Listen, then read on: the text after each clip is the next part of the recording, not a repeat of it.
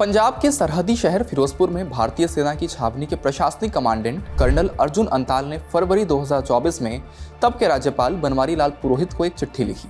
चिट्ठी में उन्होंने सेना की 15 एकड़ जमीन से जुड़े फर्जी दस्तावेज बनाने के लिए जिला राजस्व अधिकारियों के खिलाफ सीबीआई से जांच कराने और एफआईआर दर्ज कराने की मांग की।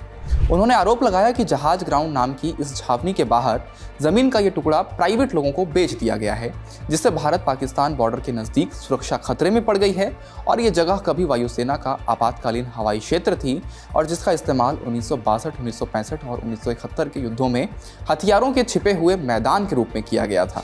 ये इकलौती घटना नहीं है। फिरोजपुर कांड से देश भर में परेशान करने वाला सिलसिला सामने आया है, जिसमें अहम और महंगी जगहों पर आर्म्ड फोर्सेस के स्वामित्व वाली करोड़ों रुपए की जमीन या तो अवैध कब्जों का शिकार हो गई है या फर्जी सौदों में बेची जा रही है। इस वीडियो में इंडिया टुडे मैगजीन में छपी प्रदीप सागर की इस रिपोर्ट के जरिए समझेंगे कि कैसे भ्रष्ट अधिकारियों के गले लगकर भूमाफिया सेना की जमीन हड़प रहे हैं और राष्ट्रीय सुरक्षा को बट्टा लगा रहे हैं।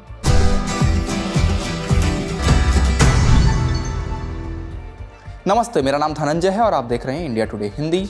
आर्म्ड फोर्सेस भारत भर में 17.31 लाख एकड़ जमीन के मालिक हैं। तीनों सेनाओं में सबसे बड़ा हिस्सा थल सेना के पास है। सेना के इस धड़े के पास करीब 80% जमीन है। करीब 2 लाख एकड़ रक्षा जमीन 61 छावनियों के भीतर है। छावनियों के बाहर 15.3 लाख एकड़ जमीन का इस्तेमाल सेना और एयरफोर्स के अड्डों, नौसैन्य अड्डों, डीआरडीओ की लैब, फायरिंग रेंज और कैंपिंग ग्राउंड के तौर पर किया जाता है।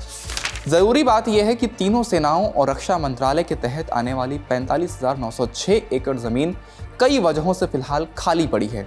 मसलन भविष्य में इस्तेमाल के लिए बचाकर रखी गई है, केंद्र या राज्य सरकारों की देखरेख में रखी गई है या निजी लोगों को पट्टे पर दी गई है।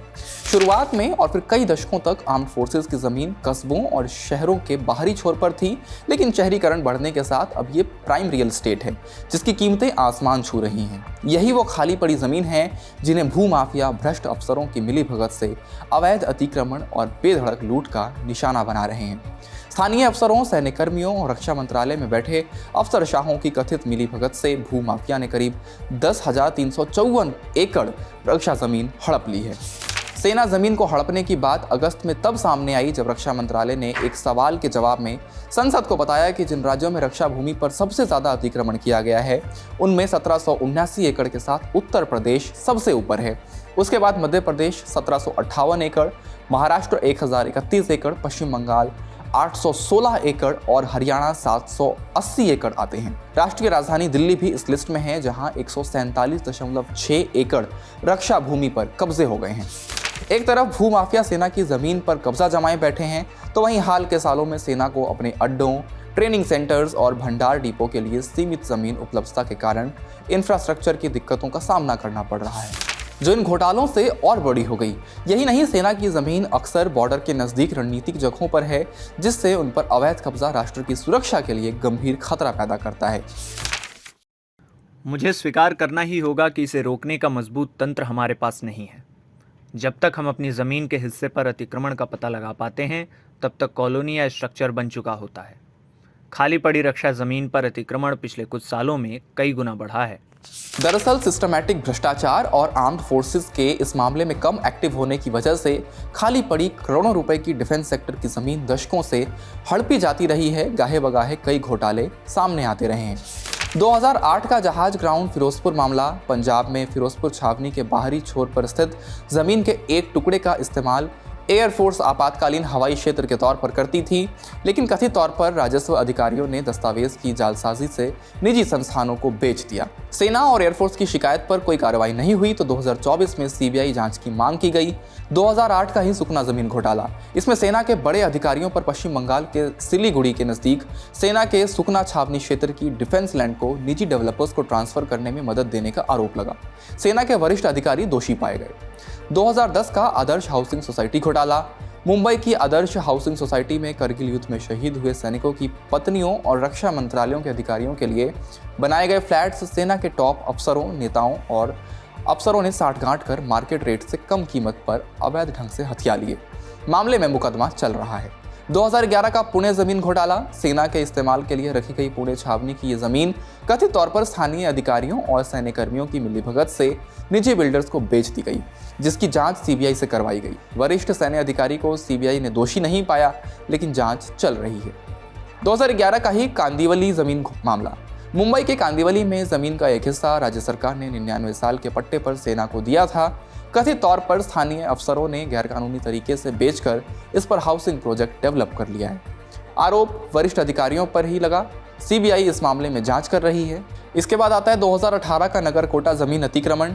बीजेपी के बड़े नेता निर्मल सिंह पर जम्मू के नगर कोटा सैन्य अड्डे से सटी सेना की खाली पड़ी जमीन पर अतिक्रमण करने का आरोप लगा। जमीन बाद में बिल्डर को बेच दी गई। मामला अदालत में लटका है। 2018 का ही बादामी बाग।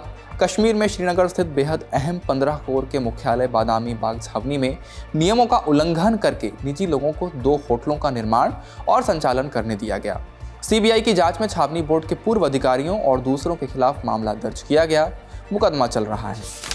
सेना के एक अफसर कहते हैं, नेताओं, जिला प्रशासनिक अधिकारियों, अफसरशाहों और बिल्डरों का गठजोड़ है। चूंकि इससे बहुत लोग प्रभावित नहीं होते, इसलिए सरकार में कोई भी उस जमीन की मिल्कियत वापस हासिल करने में दिलचस्पी नहीं लेता।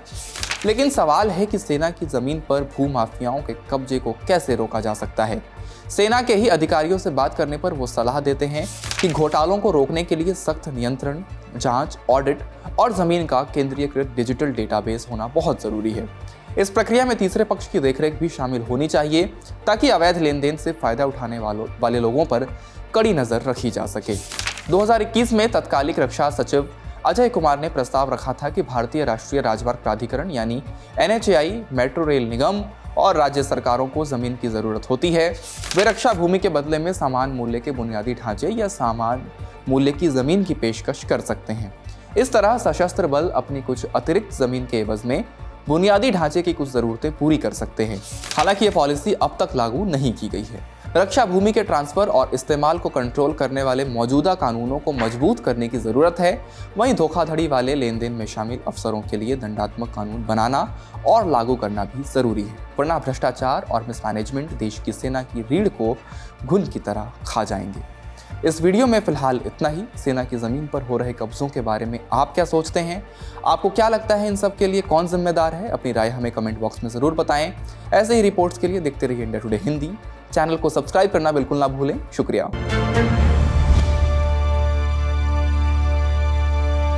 इसी तरह की तसल्ली से भरी हुई एक्सक्लूसिव रिपोर्ट्स देखने के लिए सब्सक्राइब करें इंडिया टुडे हिंदी का YouTube चैनल और बेल आइकन जरूर प्रेस करें, ताकि वीडियो अपलोड होते ही आपको खबर हो जाए।